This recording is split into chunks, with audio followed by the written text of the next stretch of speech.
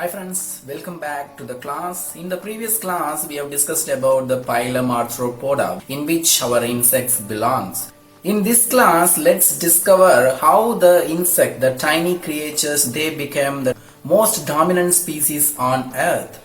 First of all, how I am calling insect as a dominant species? There are four major criteria that is used to measure the dominance of any species on earth. First criteria is that the number of species. If we take the species of insects, 72% of all the animals that is living in the planet are insects. For example, if you are standing outside earth and taking 10 animals out of the planet, the 7 out of 10 will be the insect. That means 72% of all the animals living in the planet is insects. And the second criteria is the number of individuals per species. If you take example of a locust swarm, it consists of around 10 to the power 9 number of individuals per the locust swarm. That means 10 followed by 9 numbers. You see how much number of individuals will be there per each species.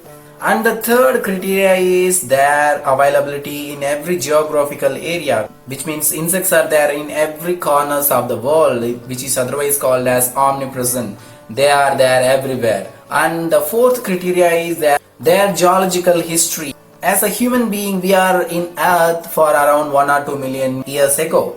But insects are here from 300 to 450 million years ago. So with these four criteria, it is very obvious that insects are dominant species on earth. So the planet we are living in, the blue planet, where we are calling it as a human planet, actually it is a planet of insects where we are living. So, to be the dominant species on this planet, the insect must be having some structural or morphological or any physiological characters that helped them to survive all the way from 450 million years ago till now, our 2020. Let us explore the reasons behind the dominance of insects.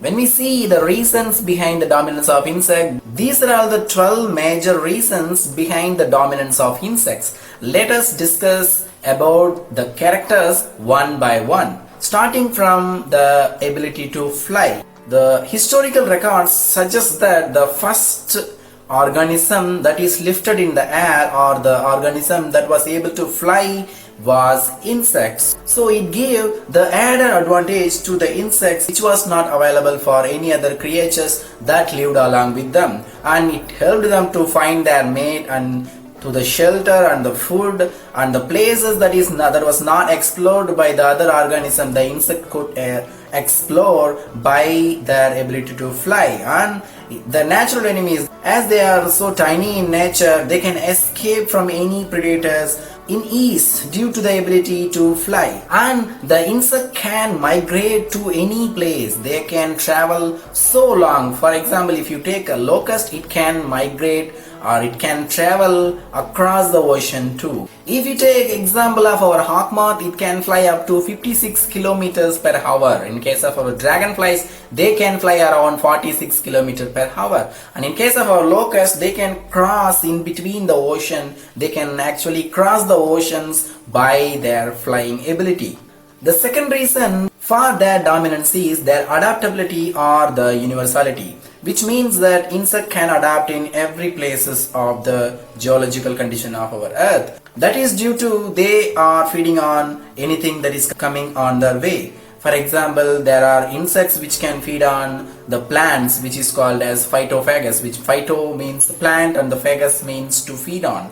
And the insects that is feeding on the organic matter, that are called as saprophagus, and the insects that is feeding on the other insects or the other living creatures, that is called as a carnivorous. So the insects can feed on numerous things, variety of things they can feed on, so they can accommodate in any geographical condition. And if you see some of the most extreme conditions, like the petroleum well also been habitated by the insects like our Xylopha petroli, and in the greater salt areas also been habitated by our Epitra fly. And there are also insects that can survive in minus 50 degrees Celsius where any other creature cannot exist, like take the example of our snow fleas. They can habitate in the Himalayan ice where the temperature goes below minus 50 degrees Celsius. So this is one of the major reasons Why the insects are dominant creatures and they are everywhere? Because of their adaptability to survive in extreme conditions also, where any other creatures cannot survive. Third reason for the insects dominance is their size. They are smaller in size. Insects comes in variety of sizes starting from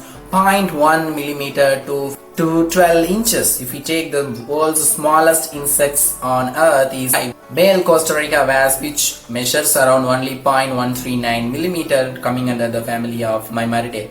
And due to their smaller in size, they can accommodate more number of individuals per small area, and the food that is needed for the insects to survive is also minimal. If you take example of aphids, they can accommodate around 30 to 40 thousands of aphids per single plant. The same goes for the locusts too. As they are smaller in size, they can reach the places where the other animals cannot reach, and they can easily escape from the predators due to their smaller in size. Fourth reason for the insect dominance is the presence of exoskeleton, which is made up of one of the lightest and the toughest compound on earth, the chitin. So this chitinous exoskeleton protects the insects from the external environment, that is adverse environment. They are acting as a armor on the outside, and the layers on the exoskeleton, which is called as a wax layer, it avoids the water loss by the desiccation. And the other ways in which insects conserve the water is using their metabolic water.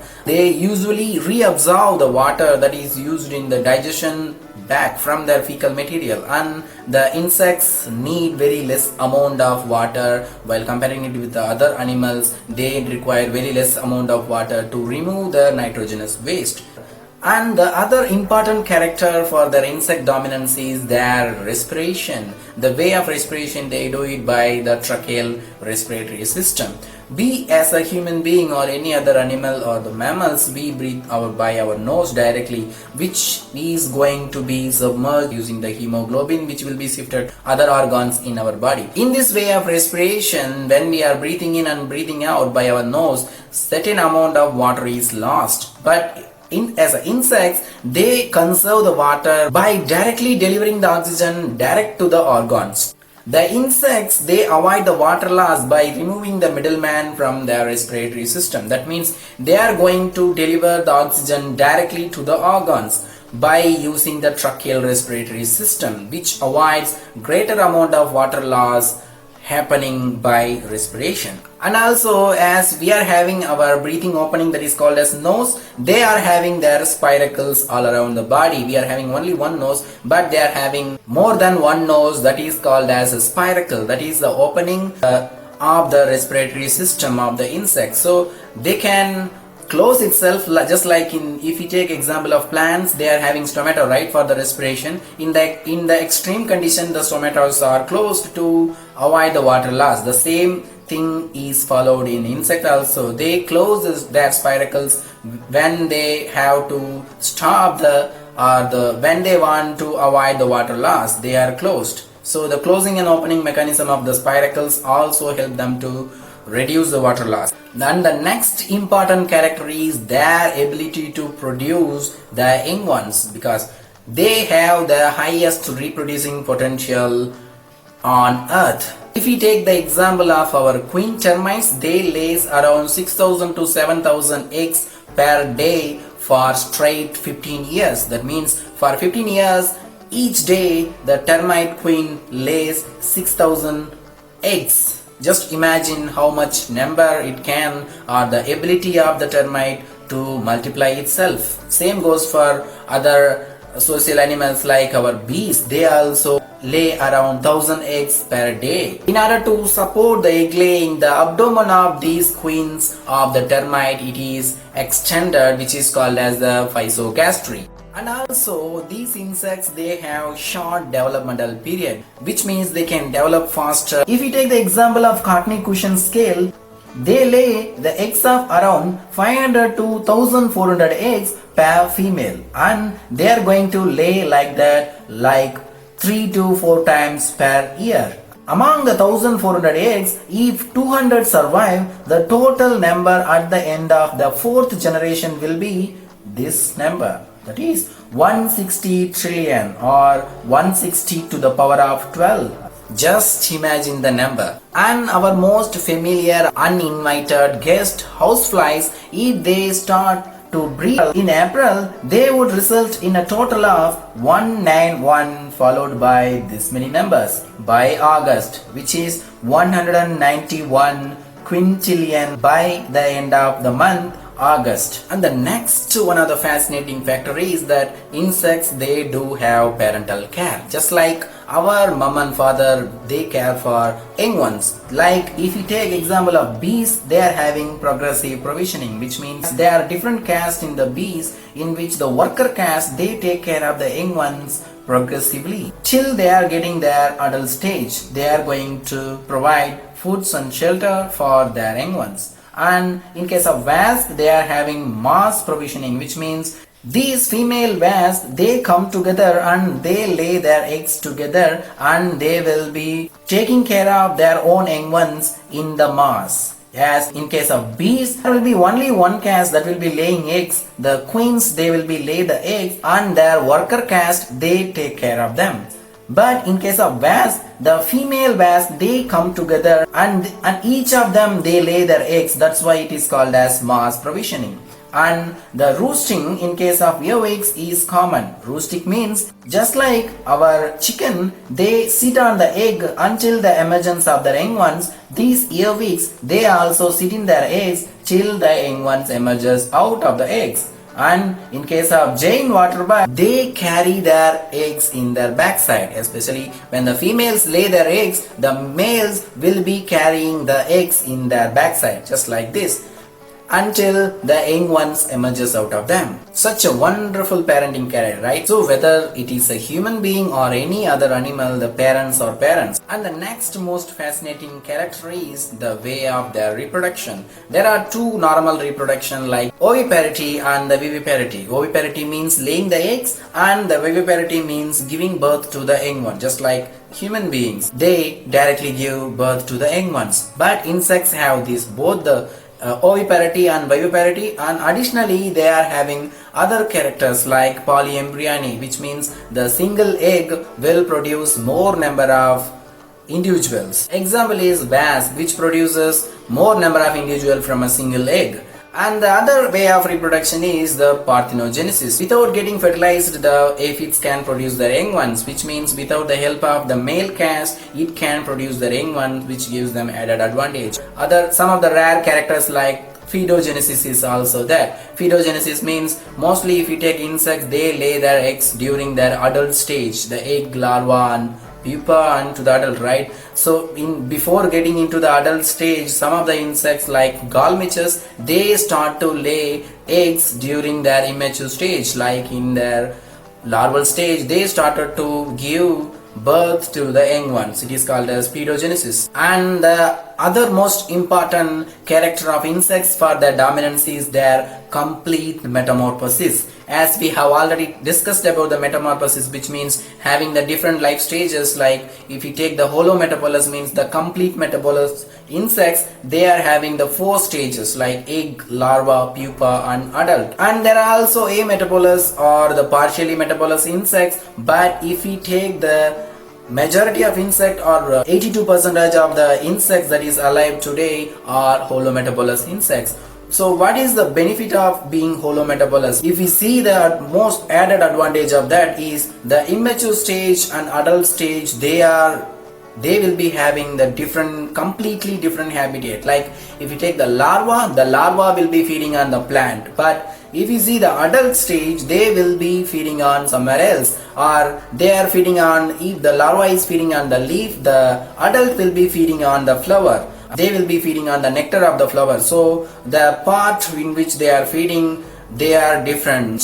Avoids the competition in the individuals of the same species. But this thing is not common for other animals, because the young ones and the adult, both of them, they feed on the same thing. But in case of insects, the young ones feed on some other things and the adult will be feeding on other things. So this is the added advantage in case of the holometabolous insects, which will be having the different stages, and all the stages they will be accommodating the different habitat of the same ecosystem. Next reason for their abundance is their presence of defensive mechanism. If we take the insects, they are having various kind of defense mechanism. For example, there are behavioral defense systems. Like if we take some of the insects, they act as they are dead when being attacked. For example, if we take this insect, this beetle, they are alive, but when we see, now I am touching, they can move, but when I am dropping them, they see how they act.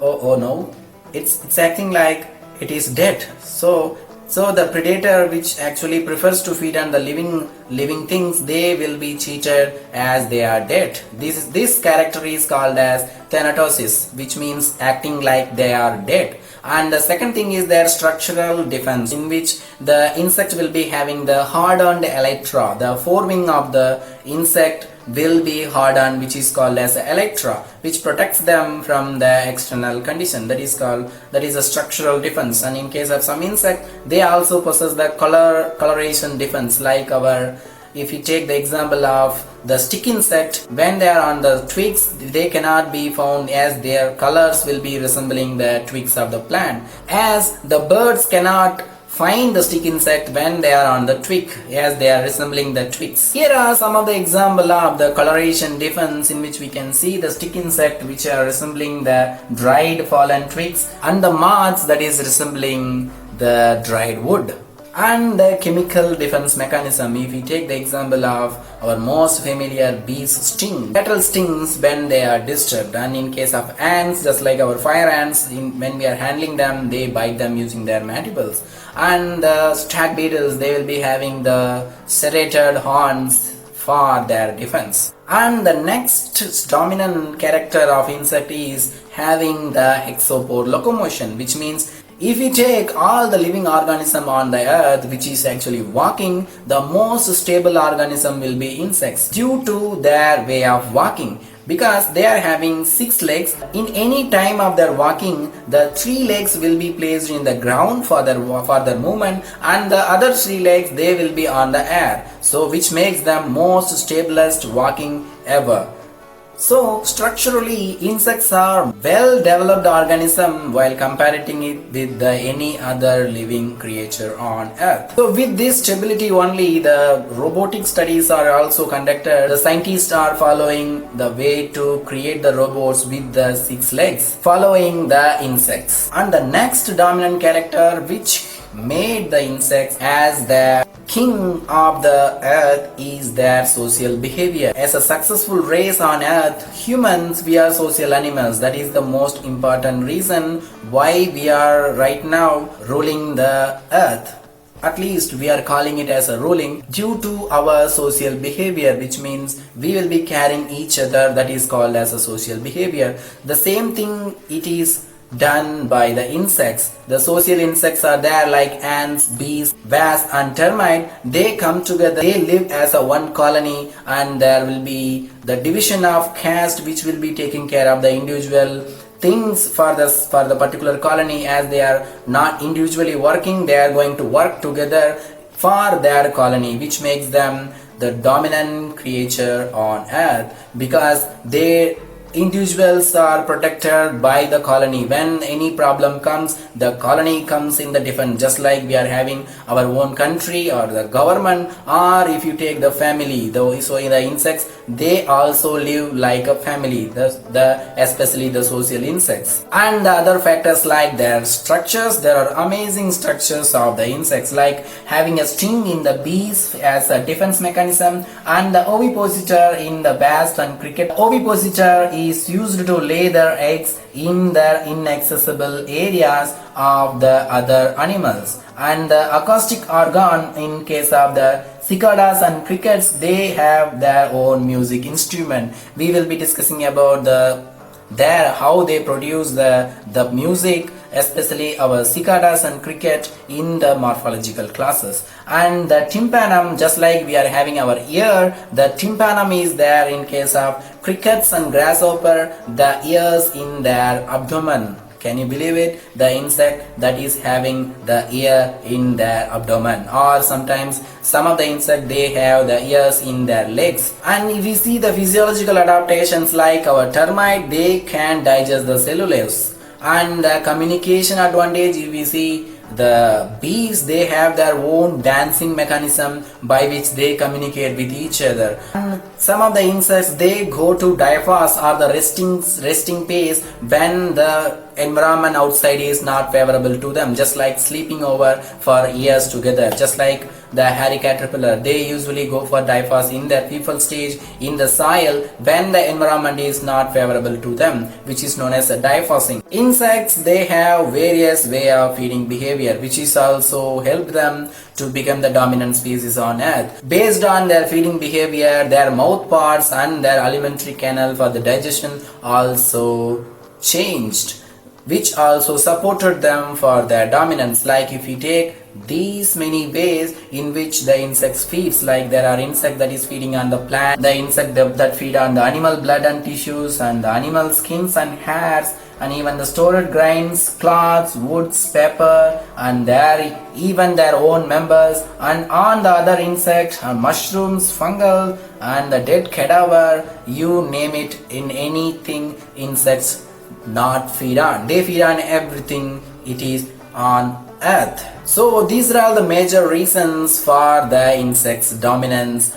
on earth, or the insects made this earth as their planet. We are living in the insect planet. So these are all the major characters that made insect as a dominant species on earth. Now let us move on to our question part. Which insect lives in the petroleum well? Question number 2 is, male Costa Rica wasp is largest insect alive.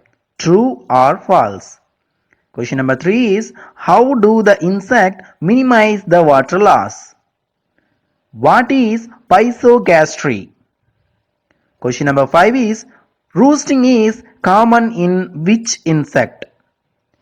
Insects giving birth in their immature stage without fertilization is called as polyembryony, parthenogenesis, pedogenesis, or none of the above.